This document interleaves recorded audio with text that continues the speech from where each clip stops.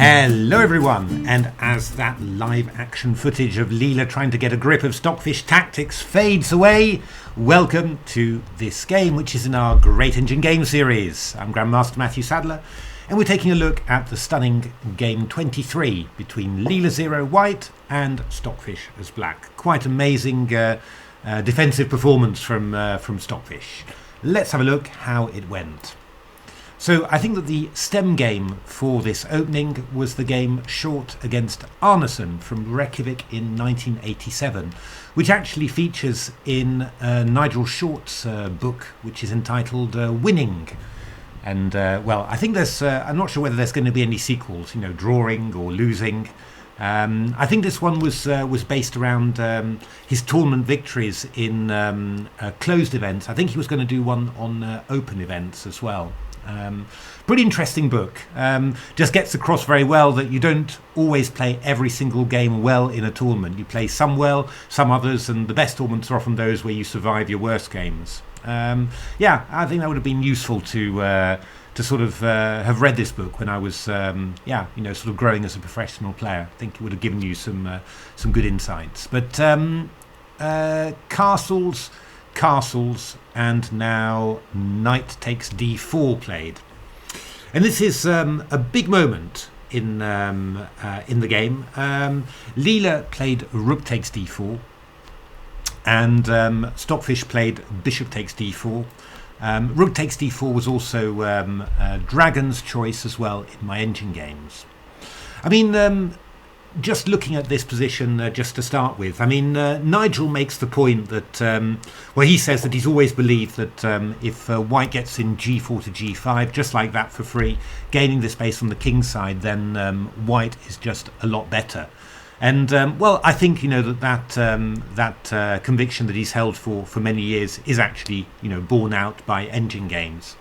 Yeah, I mean, something in general after g4, I think black's only possible reply here is to play h6 with, you know, which has done okay in engine games. Once you allow g5, then black's really struggling. But it doesn't mean that the black has no chances at all here. Yeah, I mean, the key thing is, you know, black's plays knight takes d4 because it's impossible for him to get any queenside counterplay with b5, of course, because the knight's hanging. So knight takes d4 is played. I have to say that Leela's choice rook takes d4 feels very vaguely logical because, you know, after black goes b5, well, it's nice to have the rook on d4, stopping b5 to b4. However, you know, the rook is slightly clumsy there, and it will undoubtedly have to move again. Bishop takes d4, not stopping b5 to b4, but yeah, the bishop is very nicely placed here, also targeting g7, which feels good in a Sicilian. So yeah, you know, I mean, both have something to say for them, but yeah, you know, Leela's choice, rook takes d4, is also pretty natural here. Just have a quick look at what happened in the Stockfish Leela game. So bishop d4, b5 was played, and now a3 from Stockfish, just stopping b4. Yeah, this move b4, sometimes, you know, white can allow it, sometimes better to stop it. At the very least, you know, it always just disrupts the white position a bit. You know, you've got to find a spot for the knight, either on a4 or on b1. So, yeah, you know, a3 is not a bad move there. So, queen a5, queen d2, and now knight e5 was played by Leela.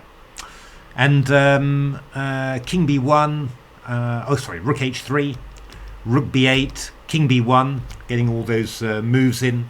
Rook h3 stops knight f3 from happening.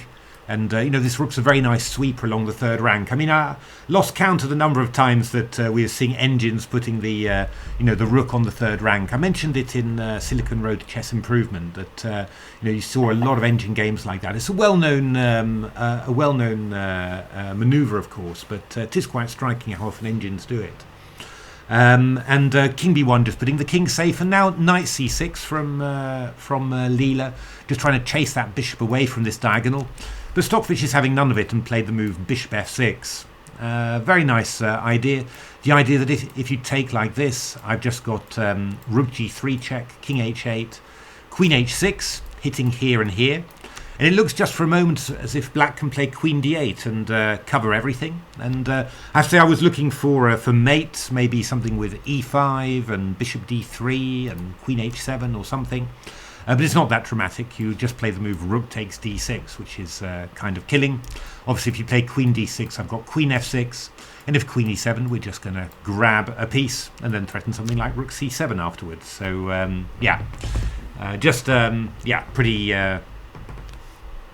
pretty easy sort of refutation there for white. So actually, yeah, I mean, b4 was played by Leela, takes, threatening mate on b2, b3, and now this move d5, just breaking open the center. The idea is that if takes, well, we'll have some stuff like takes, and then we'll have bishop takes h3 here. So Stockfish actually went for an endgame here, takes, rook d3, takes, rook d8, knight c6, takes, queen d6, and bishop takes a6, king e7, knight takes e4. And yeah, I mean, Stockfish was temporarily a pawn up here. Leela counterattacked with rook b4, and yeah, we got this ending, which yeah, in general is supposed to be drawable for black. I saw a few games of Stockfish against Dragon that Stockfish managed to draw this with black, but Leela didn't manage and ended up losing. Yeah, I mean, Stockfish is an absolute beast in these sort of endings. There's been, I annotated one, I think a while back, or at least commented it in the Sufi report. Another rook and knight type ending like this that Stockfish somehow managed to win. Even though Leela thought it was it should be path to equality really. Just Stockfish is hyper accurate in these things, and somehow rook and knight endings really seem to suit it as well. Well, as well as the queen endings and the rook endings. So so that was the Stockfish Leela game. Yeah, I mean, didn't turn out too badly for Leela. I mean, sort of surviving to some sort of endgame where you got chances to draw. But yeah, rook takes d4 was played by Leela here, b5, and then f4. So we're just threatening f5 to f6. That's going to be the big thing for white here. And now a novelty, rook to b8. So queen a5 was the game short Arneson, and here Nigel allowed b4, played knight d1, e5 takes, bishop d2. I'm showing this because there's some similarities to the game. e5, playing f takes e5, getting the knight hit with b4, and hitting the b4 pawn with rook and bishop as well. Yeah, knight c6, rook d5, queen c7, knight e3, and yeah, I mean, white had a very pleasant position here, really. I mean, knight's coming to f5 or to d5. We've got these advances in for free. H5, g6 coming in. Black's counterplay rather slow there. Nigel was very happy with his position. It didn't go completely smoothly, but he won in the end. But after rook b8, king b1 played from Leela. Yeah, if you go a3, which seemed quite natural to me, then black's actually just going to sacrifice that pawn with a5. So the engines we're looking at here, bishop a6, a4, knight c5, hitting that pawn, b3, queen c8. It all happens with tempo. We're threatening knight b3. And after king b1, then e5. And yeah, this e4 pawn is going to be hanging as well. So yeah, just quite surprising in actual fact, but this very quick counterplay, everything happening at once, lots of pins, lots of little tactics, and yeah, this e4 pawn is going to go in the end, and well, it's a bit sensitive for white with the square on c3 there. So Leela just played king b1, and after b4 played knight a4. So this knight's a little bit offside, but well, certainly you see after e5, rook d2 combines quite nicely with the bishop on e3. This square here stops the knight from coming to b6, also covers c5. Not 100% easy to get at that knight. We can play b3 in the end and redeploy it if we get hit with bishop b7 to c6. So it's but of course that knight would much rather be on the d5 square, for example, but it's not a terrible square for black. In principle, though, I think it was certainly something that I remember from my youth that Bobby Fischer said, always play b4 if you can play it, and it's something I've done religiously in my Sicilian Najdorf career all through my career. So bishop b7 was played by Stockfish, and now f takes e5. Very similar to what Nigel did in fact. So one nice point, I was just idly wondering, bishop e4, ed, bishop h1. Looks ropey, but how bad is this? But white has the lovely move bishop b6 in this position, and after knight b6 we've got d takes, and then e takes f8 after. I mean, it's not completely clear. We take, knight b6, rook b6, queen g4. But it's just a little bit awkward for black. Dragon was beating Stockfish from this. Stockfish beating Dragon. Yeah, I mean, material's equal, but the black king's a little bit awkward. Yeah, with these pawns being so advanced, you never have enough space for your king on the king side, really, with black. And obviously these pieces are a little awkward. This one might get a little bit loose. Yeah, I mean, it's a nice advantage for white. A little bit surprised that nobody's managing to make a draw there, but yeah, obviously quite a bit of nice dynamics for white. So Stockfish just took on e5 there, and Leela put the bishop back on d4. Yeah, I mean, it's this is not so bad for black, really, but it's just a little bit hard for black to get counterplay on the queen side. And yeah, white's got to get a little bit developed, a little bit organized. But if you get a few moves like b3 and bishop g2, and then at some stage h5, could end up with a very nice position for white. And the fact that this knight can come to b6 all the time, always nice for harassing a rook if it comes to c8, for example. So Stockfish just kept fighting against the white bishop on d4 there, played knight c6. Bishop f2 from Leela, and knight e5. So well, I mean, what does Stockfish want? Well, actually, Stockfish wants to play bishop c6 and attack that knight on a4. That's why the knight keeps on moving away. But yeah, Stockfish, if Leela tries to put the bishop on a good square, Stockfish will just kick it away and say, yeah, try and improve stuff. So bishop a7 from Leela, trying to prove that the rook on c8 is going to be worse than the rook on b8. Well, the nice thing about having the rook on c8 is that you've got the knight can come into b6 at some stage. It's quite funny, really, isn't it? I mean, you've got this whole Sicilian game somehow, but it's all little mini fights at the moment.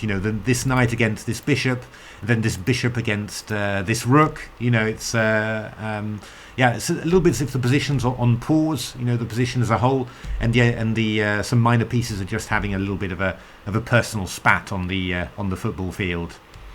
But b3 stops knight c4, and also make sure that the knight is kept safe there. Queen c7, bishop d4 from Leela again, and now rook ce8. This was really a bit of a surprising move to me, really, because after all, I have the feeling that black should be attacking on the queen side, and the pieces are going this way. But yeah, I mean, Stockfish wants to get its knight out of any attacks there, and is looking for something like f5, with some sort of counterplay there. So actually, looking to counterattack on the area where white is actually strongest here. So Leela plays knight b6, eyeing this d5 square for the knight. Bishop d8, just retreat, but unleashing the attack of the rook on e4. So bishop g2, just protecting it. I mean, I felt really that black's not doesn't stand horrifically in any way, but I was sort of thinking, I don't really know how black's going to get any counterplay, and well, at some stage white is going to start moving those kingside pawns further forward, and white might even play a move like rook c1 c3, open the c file. White's got quite nice control of the queen side with the knight on b6. So yeah, but Stockfish comes up with an amazing plan here. I had not, hadn't entered my field of vision there somehow, because somehow everything's moved towards the king side there. It's a little bit shocking to find knight c6, bishop f2, and now this lovely move, knight a7. And what is this knight doing? Well, it's coming out to b5 and aiming for a3 and c3, and all of a sudden, there's a little bit of danger there. So how do you deal with that? Actually, you know, when I saw the move, I was thinking, oh my goodness, you know, how are we going to deal with that? Well, Leela plays the move knight d5 here, and just blocking this attack. And the idea is if bishop d5, rook d5, knight b5, Leela wants to play the move bishop e1, and you're going to cover yourself in that way. And after knight c3, we just take, and we're going queen a6. Would be very dangerous if the bishop could get to this long diagonal, but thank goodness for this pawn, going to be tricky. f6 was something that the engines were looking at, and then rook d3, queen c5, rook d6, takes, bishop f1, rook e4, bishop c4, rook d5. This is a very sharp position. Reminds me very much of a game I had against John Nunn at Hastings. I was black in one of these positions, and yeah, had enormous amounts of play on the dark squares, but somehow he survived and was even, I think, clearly better in the endgame before I managed to draw. This looks completely fine to black. Black's a little bit restricted on the back rank and everything, but I would expect this to be fine for black. And yeah, always very possible that that black will get some counterplay on the dark squares there, especially in the human game. That would have been quite reasonable, I think, and my engines play that a lot, but TCEC Stockfish played Queen B8. I actually have noticed that TCEC Stockfish is quite often playing different moves to my hardware, so even my big hardware. So and I'm using pretty similar version really. Just wondering whether the whether the extra nodes are really making a difference there. But after queen b8, I mean, black's position looks a bit of a mess, to be honest. I mean, look at those guys. I mean, they're just all sort of on the back rank. Doesn't look particularly impressive at all, really. But what Stockfish does with its pieces coming up is pretty impressive. Rook dd1, knight b5, bishop e1. That was the idea of rook dd1, just to allow the bishop to come back to e1 and attack the b4 pawn. Now a move I hadn't expected at all. Knight to a3 from Stockfish. Why are you putting your knight all the way to there? Well, king c1 was played by Leela. King b2 looked more natural to me somehow. But we go a5 there, and well, you can try knight takes b4. That's quite nice. But then this move queen a8 happens. Sort of amazing, really, this move queen a8. The idea is that after knight d5, you go bishop d5, and if you go rook d5, I've got queen takes d5. Always this pin, and of course this move bishop d8 has made this possible. So after king a3, I go bishop e4, takes, rook takes, and well, I mean, there's plenty of counterplay for black. Bishop c5 coming in, a4, in we go. So I was looking at playing c3, but then we got this move rook e5 again. Again, vaguely looking at this pin here, and yeah, after cb4, I just take here, and yeah, black's not doing too badly. After takes f6, black, trying to get rid of this to get a bishop to f6. It's not going to be easy to achieve, but if you do, my goodness, white's going to be in trouble. So yeah, king b2, king c1, therefore preferred by the engines here, and now a5 and then c4. So actually, Leela just really trying to shut out this knight. Just say pawns on c4 like this, knight can't come back, and this knight's going to do nothing at all. I mean, if you remember, there was a game I analysed from the Division P playoff where Leela beat Stockfish, and Stockfish got a knight on b2, and yeah, that wasn't doing anything at all. Similar sort of idea here, but Stockfish is alert to the danger and plays b takes c3 and a4. But I mean, I was really looking at this and I was thinking, I don't understand anything, because that knight on a3, surely that guy's not going to be able to survive. Well, yeah, I was, I sort of tooted that out on Mastodon, and a reader asked me, well, could you explain in layman's terms, why this is working, and how is black able to keep this knight alive? What's a simple explanation for that? And well, I just sort of replied, there isn't really a simple explanation. I mean, the key thing is that the white king is rather is in the firing line as well, whilst black's trying to hold the knight. So that's the reason why so many tricks work. But I don't really know which factor in the position I could tell you is, because of that, that was always going to work for black. I mean, as far as I'm concerned, this is just a bit random, and it could easily just not work for black as well. Obviously for Stockfish, he's looking at this at a slightly more elevated level, but still, it's really on the limit, this little thing. So the first thing is, Stockfish opened up the queen side. Why can't you play king takes a3? Well, probably you'll know why, because after queen a8, I can just go bishop takes d5 check, threatening that, and if rook d5, I've got queen d5 again, and this pin is coming to fruition. Quite amazing, this rook e8, bishop d8. Absolutely key for making all of these tactics work. And after ab, I play queen a7. I mean, just incredible that you can self-pin on an open a file and still hold this. The key point is, of course, rook a1. I've got bishop d5 here, picking up the knight. So, rook d4 was played by Leela, which is very logical. That rook stays on d4, defending d5, and we're going rook a1 to attack the knight. So takes and bishop b6, rook a1, and now rook a8.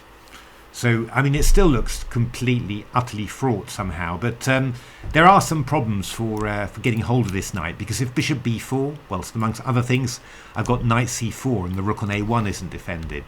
So you can't go after that knight yet. So there's basically two possibilities. Either you go rook d1 to defend the rook, and then try and go after it that way, or you play what Leela played, which is queen d1, defend the knight, also protect the d4 square, and threaten bishop b4 there. Well, rook dd1 was another main line, but then we're going bishop c5, e5, attacking the rook, and now rook b8. And well, it's this whole thing about the white king being in the firing line. You've got all sorts of threats like rook b3 check and all that. Rather tricky for white to play that. I mean, it's unbelievably complicated, and Dragon and Stockfish were hammering things out for moves on end. But that one feels like black's doing okay. Queen d1, a little bit more tricky here, because white's keeping control of an awful lot of squares here, and this knight is really in trouble. The amazing thing though is we go rook fc8 in this position. So obviously aiming for the c2 square there. What was the tactic? I think if bishop b4, the tactic was that we're going rook c2, queen c2, and now not knight takes c2. We're going knight c4 check. I think this was the one. Should have checked that one. After queen c4, we're going queen a1 check and rook a2. Quite easy to miss that one, because you expect a sacrifice and a recapture on the same square, but it sacrifices on two different squares. Very, very nice indeed. But e5 was played by Leela, and what are you doing with a move like e5? Well, you're basically, you're, by opening up the long diagonal, you're trying to force black. You're saying, more stuff of yours is going to be on prise. There's also back rank threats will come into play if you go d takes c5. So you've got to start attacking now. Unfortunately for Leela, Stockfish isn't shy of a good attack and plays the move rook takes c3 here. So king c3, rook c8 check, king b2, and the next thing is really amazing because I was looking at this attack and I was thinking, always try and think a little bit, would I be able to guess that this is good for that this is fine for black? And it's really hard to do that because there's so many incidental tactics that are not working. I mean, your back rank here is completely weak, so I can't do stuff like rook c2. I mean, also because of self pins, right? I mean, this queen is hanging. I'm self pinned and my back rank is weak. It's really hard to believe that this should be enough, and especially after this quiet move, bishop c5. Hard to believe that white, threatening a pawn on d6. You've got rook c5 and rook takes a3. I mean, surely white should be able to do something here. But it turns out to be extraordinarily difficult. The first one is that after rook c5, queen c5, we've got rook a3 picking up the knight. You know, this looks... But you go queen e5 check. And, yeah, I mean, the key point is, you know, wherever you sort of go like this, I can keep on checking. But the amazing thing is if king a2, black's got this quiet move, queen f5. And we're threatening rook c2. We're also threatening queen f2. And white just doesn't have any sort of way of dealing with that. He does have rook a8, but then I take, and go queen a5 check and pick that one up. And, well, Leela thinks the resulting queen and pawn ending is a little bit better, and I certainly agree with it. Stockfish thinks that's 0.00, and I'm sure Stockfish is right, but yeah, as always, we'd be a little bit nervous about playing a queen and pawn ending when the opponent's got a pass pawn. But that isn't working. If we go e takes d6, then there's this incredible idea from Stockfish. This is the idea of the whole thing, which is bishop b4. And I mean, there's multiple points to this move. You know, bishop c3 check is one. Obviously, the possibility of rook c2 at some stage comes in again. But the key thing is that you're actually reopening this diagonal for the queen, and queen f2 check is a massive threat.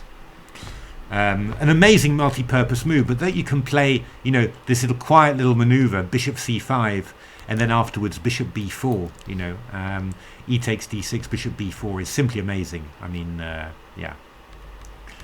So now a lovely little tactical exchange. Bishop h3 was played by Leela, attacking the rook, rook c6, sidestepping, and now this move bishop d7. So Leela, you know, basically trying to distract the black queen from the queen side. What was the aim against this one? I think it was just rook c5, rook a3, and we've got, you know, some threats on the back rank, and we've also got some threats of queen takes d6. We've managed to get rid of black's dangerous minor pieces, but Stockfish is having none of it, because after bishop d7, you might have guessed it, we have this stunning move bishop b4. But why this hangs together, just impossible. Bishop c6, so yeah, 2 rooks down for a piece. Queen f2 check. So, well, obviously there's a little bit of a problem, but white's got the move rook d2. And now bishop takes d2. And this is simply bananas, because after king a3, you might want to stop the tactics there, just to stop the video if you want to do some little tactics. Black has got the stunning move bishop b4 check, quite incredible. And after king takes, we go queen c5 check, king a4, queen a7 check, king b4, queen c5. And if you go king b5, I go queen c5 check, king a6, queen c6, and we've just got a draw there by repetition. Key point is that we go check here, and the one thing you need to be careful about is to give the check here, and then to give the check like this. Just make sure that you can meet king b4 with queen c5, and you're fine. Amazing, right? Amazing. Just give all your pieces away just for a perpetual check. And after bishop b5, we've got this move, another clever little putting a bishop on prise move from Leela. If knight b5, we've got rook a8 check. But now Stockfish plays the move, not bishop b4 check, because then we've got bishop e2, and we're sort of covered. If you go something like queen c5, I've got rook c1 takes and king a2, and that threat of rook c8 check just gives you a little bit of time. There's quite a nice little variation there. Rook c8, king g7, and can you spot white's move here? The amazing queen a1, swapping off the queens there. Very, very nice. But Stockfish plays the move bishop c3, both minor pieces on prise. And yeah, what are you going to do? King c3, knight b5 check. And yeah, I mean, it's somehow this knight on a3 has survived, and white's got to tread a little bit carefully here. You don't want to fall for king b4, queen c5 check, and knight c3 checkmate. So king d3 played, queen d4, and now king c2 only move. In actual fact, if king e2, we go knight check. And if you go king f1, I just go queen d1, knight d1, king f8, piece up, no problem. So king to c2, and now queen to c5 check. So you can't go king b1, because I just go knight c3. And you can't stop me taking the queen with check. Obviously king c2, knight d1 is discovered check, so you don't have time to give back rank mate to the king. So I go king b2, and now queen takes e5 check, king b1, and it's quite funny really, because the game was drawn here, and I assumed you know, the fact that the game was drawn, I assumed that black had some sort of perpetual. But when I got to this, you know, I was just taking interesting positions, you know, just putting them into a file to let my engines play out some games. And I just, you know, took this last position and then just stopped. And how exactly is the perpetual? And I couldn't work it out. I couldn't see the perpetual, so I thought, wow, okay, then I don't understand really. And it turns out that there is no perpetual. After knight c3 check, we just go king c2. You want to do something like queen e4, I just go king c2 and queen c2 and block. No, the engines just think that after king b1, g6, then this position is completely equal. Black, well, has escape square for the king now, and he's got lots of checks and lots of danger. It's quite interesting, but you know, in a human game, this would be all three results completely possible. So yeah, it was quite surprising to see that. The main line was rook a8 check. No, sorry, queen d2. And then h5 from black, just giving some extra space for the king and avoiding needing to go to g7, which might give white some queen exchange possibilities. So and then let's have a look. Rook a8 check, king h7, rook f8, hitting f7, king g7, knight c3, knight e2, king c2, and here the engines agreed a draw. Yeah, I mean, it's black's definitely got counterplayer. We've got you know, knight d4 checks and stuff like that. But yeah, you know, far from obvious for human players here. But yeah, I mean, the engines really thought that this was a cast iron draw. In all my engine games, I must have played about 7 or 8 from here. They're all agreeing a draw after just a couple more moves. So yeah, 0.00 rules there. But quite funny really, because as I said, I was expecting a perpetual, and it wasn't even there. Well, I mean, I hope you enjoyed that game and those tactics. I mean, I was simply, you know, quite amazed by it all. I never thought that knight on a3 would be able to survive, and the tactics that made it possible. In particular, you know, this idea of playing bishop c5, a quiet move, and then even when a rook is threatened like this, just bishop b4, just to open up the diagonal of the queen. I mean, that was just totally beyond me, and I really love this idea. You know, the idea that king a3, you just give up all your pieces just to make a perpetual there. Just a really gorgeous idea from Stockfish, and yeah, the type of defense that only Stockfish really is able to do. So there we are. I hope you're enjoying the Sufi as well. It's well, I think you can say that it's fairly clear that Stockfish is going to win again, but it's Leela's putting up a very good resistance there, and some lovely games to look at. So I'll try and pick out a few, hopefully you know, some of the less obvious ones as well. You know, just some of the, you know, maybe the interesting draws, or the games with hidden facets. But otherwise, you know, if you enjoyed the video, why not give a like, subscribe to the channel. Tell your friends, take a look at my new book, The Silicon Road to Chess Improvement, and also Reengineering the Chess Classics. Yeah, partly inspired Jeroen to come up with some of his books for book choices for the Sufi.